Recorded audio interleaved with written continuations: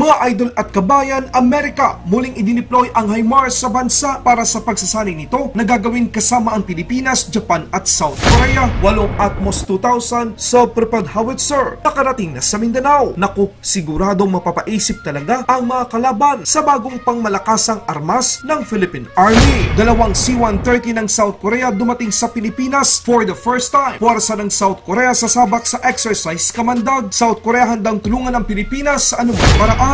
Japan, Amerika at South Korea tudo ang paghahanda at pagsasanay nito sa pamamagitan ng kanilang mga barkong pandigma at paglunsa ng mga missile gamit ang kanilang mga fighter jet. EDAS-18 Growler ng Amerika nakadeploy sa bansang Japan. OIC Secretary Department of National Defense Faustino Jr. inilarawan ang totoong sitwasyon ng West Philippine Sea na isa sa security concern ng Pilipinas, kaya pala ito nasa Hawaii upang makipagkita kay US Defense Secretary Austin III upang palakasin pa ang ugnayan ng Amerika at Pilipinas. Ito ang mga balitang ating pag-uusapan dito lang sa Good News Philippines. Huwag kalimutang i-like ang video, mag-subscribe, mabilis lang ito. Promise!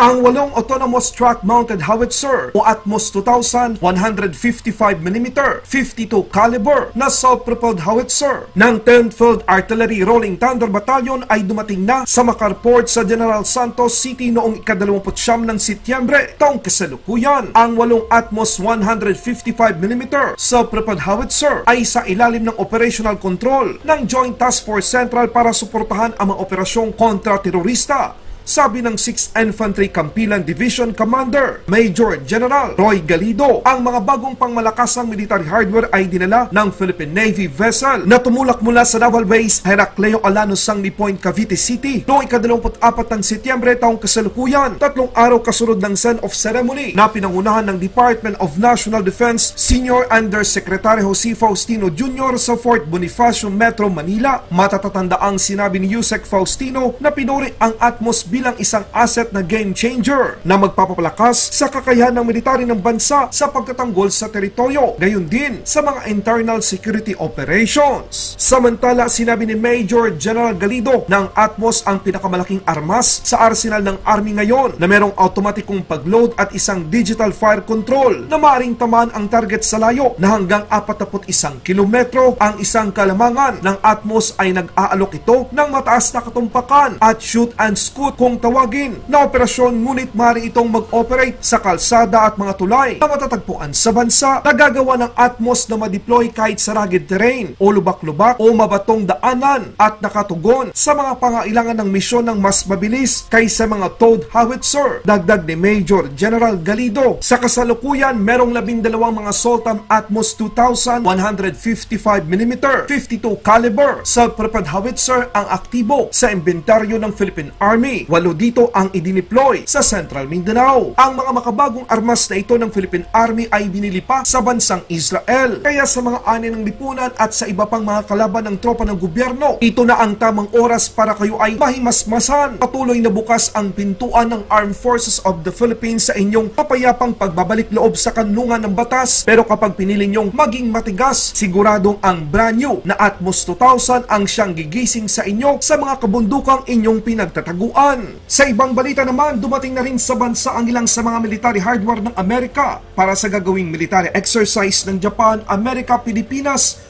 at South Korea dito mismo sa bansa. Isa na dito ang HIMARS o High Mobility Artillery Rocket System na kung saan gamit na gamit ngayon ng bansang Ukraine bilang opensiba. Ang kagandahan sa HIMARS dahil pwede itong maisakay sa isang C-130 Hercules aircraft at i-deploy sa area kung saan ito kailangan ng mas mabilis. Magandang magsanay na ang ating Philippine Marine Corps sa ganitong uri ng defense hardware para sa kanilang karagdagang kaalaman, pag-operate at sa paggamit sa hinaharap. Alam naman natin na isa ito sa gustong makuha ng Armed Forces of the Philippines para sa aerial denial capability ng bansa. Sa ibang balita na rin, dumating na sa Pilipinas ang mga tropa ng South Korea. Nasasabak sa 12 araw na military exercise kasama ang Japan, Amerika at syempre ang Pilipinas dito sa bansa. Sakay ng 2 C-130 ang mga sundalo ng South Korea na ibinahagi ng South Korean Embassy dito sa Pilipinas. Ito ang unang beses sa sumabak ang puwersa ng South Korea sa joint military exercise dito sa Pilipinas. Ito ay isang pagpapakita ng suporta ng South Korea sa Pilipinas bilang partner at matagal nang itinuturing na kaalyado, lalo na sa panahon ng Korean War taong 1950 hanggang 1953. Balikan natin ng kaunti ang kasaysayan. Taong 1950, ang gobyerno ng Pilipinas ay tumugon sa pag-aproba ng Philippine Congress of the Republic Act 573, ang Philippine Military Aid sa United Nations Act na naging posible ang pagpapadala ng isang Filipino Expeditionary Force sa South Korea upang tumulong sa pakikipaglaban sa pagsalakay ng North Korea. Pagkatapos ay sinabi ni Pangulong Elpidio Quirino na ipapadala ng Pilipinas ang Philippine Expeditionary Force to Korea o PEFTO bilang pagtupad sa obligasyon ng bansa bilang co-signer ng United Nations Charter. Ganon katapang ang mga Pilipino. Nagpadala ang Pilipinas ng 5 batalyong combat teams o BCT na kinilala bilang PEFTO na may kabuang bilang ng 7,420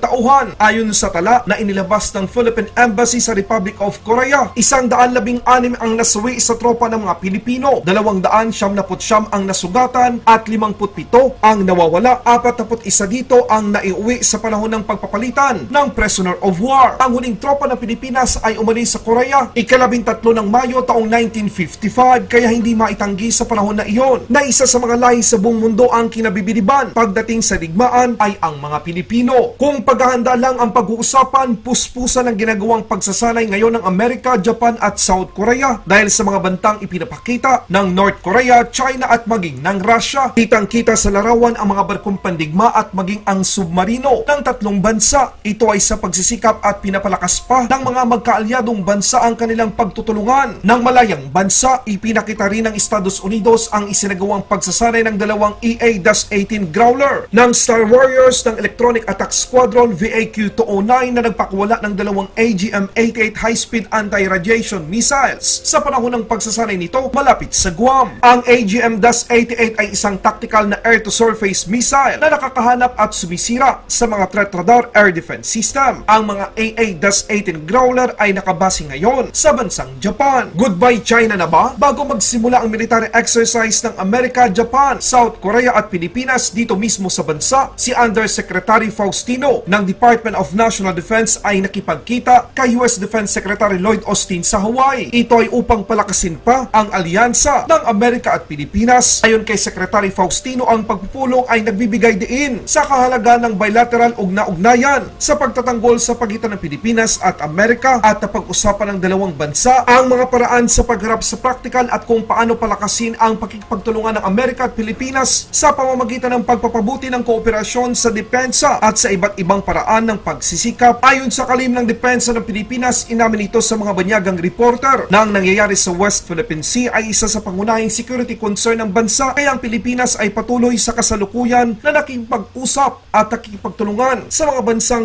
nagkakasundo na ang Pilipinas ang siyang may karapatan sa West Philippine Sea. Maraming salamat ang tagahatid ng balita. Good News Philippines. Mabuhay ang mga Pilipino. Mabuhay ang Pilipinas.